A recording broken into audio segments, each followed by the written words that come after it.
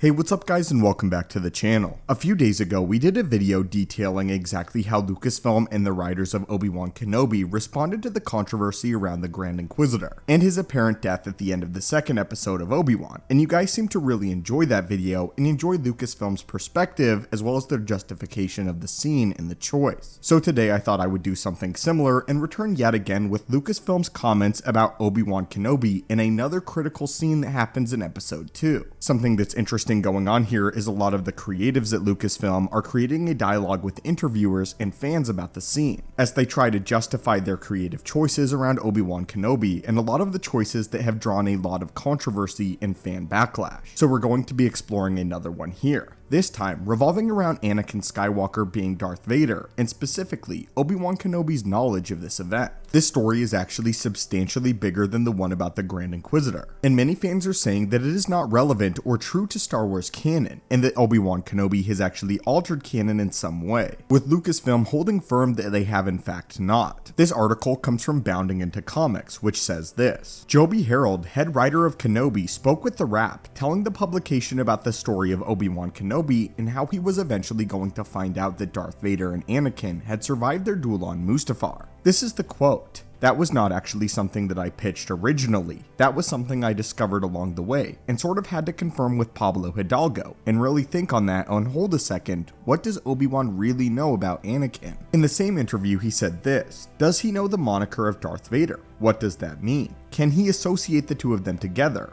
What was the cognizant of that? How isolated is Obi-Wan on Tatooine? Where is Darth Vader's reputation? And how well is he known out there? And all of these pieces of the puzzle." Fans would quickly point out following the interview that Obi-Wan Kenobi did have full knowledge that Anakin was Darth Vader. They know this thanks to the holomonitor that is actually shown in a scene in Revenge of the Sith, which Obi-Wan directly watches, and Anakin Skywalker is proclaimed Darth Vader by Sidious. It should be known that the writer of the show did in fact know about this scene and did in fact know that Obi-Wan Kenobi had knowledge of Vader and of course his past as Anakin Skywalker and the transformation that Anakin had undergone into becoming a Sith Lord and joining his allegiance with the Sith. However, the big piece about Star Wars canon that is presumably altered here that the writer goes on to talk about is exactly how much Obi-Wan Kenobi knew. Specifically, how much did Obi-Wan Kenobi know following Anakin Skywalker's duel with him on Mustafar? And how much information does Obi-Wan have about the potential survival of Anakin? Does he know that Anakin or Darth Vader is currently alive? With this being the major driving force of this scene according to the writer, who goes on to say this: "The great piece of storytelling you can use is getting to see Ewan play that moment of realization, that one that haunts him as he is still alive. Anakin is still alive. And what does that mean for Obi-Wan?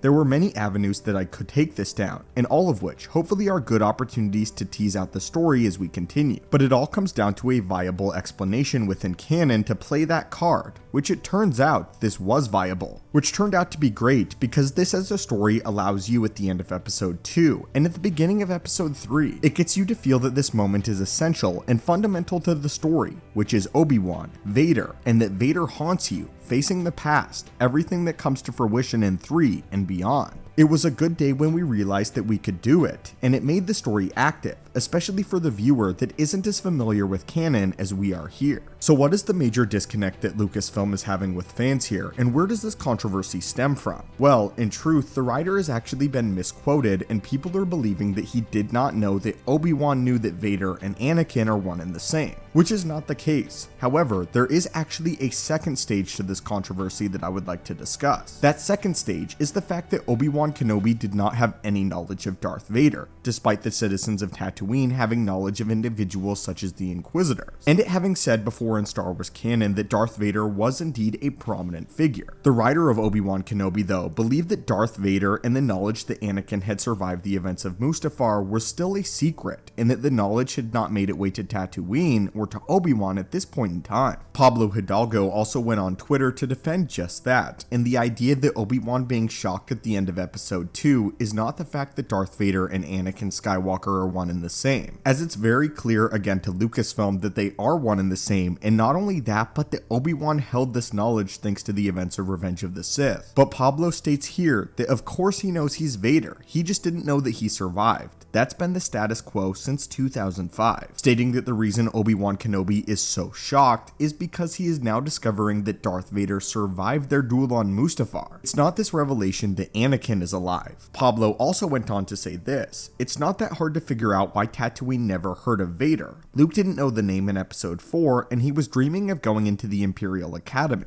Therefore stating that Tatooine is obviously this desolate wasteland, and it wouldn't make sense for them to know of the image and the mantra of Darth Vader." At the same time, it appears as if Pablo Hidalgo is also pointing to the Legends novel Dark Lord: The Rise of Darth Vader, as a similar moment where it is revealed in the novel that Anakin actually survived their duel on Mustafar, and is now encased in this dark armor as Darth Vader, that is the exact moment that they went for in the Obi-Wan Kenobi series. In the Legends novel, Obi-Wan Kenobi finds out that Anakin survived their duel while drinking in a bar on Tatooine, as Darth Vader is blasted across the HoloNet as an Imperial hero. The burst of static that accompanied the reporter's mention of the figure's identity might have surged from Obi-Wan's brain. Still chilled by the earlier announcement about the Jedi, he was now paralyzed by sudden dread. He couldn't have heard what he thought he heard. He whirled to the spaceport worker. "What did he just say? Who is that?" "Lord Vader," the man said, all but into his glass of brandy. "Vader," Obi-Wan muttered.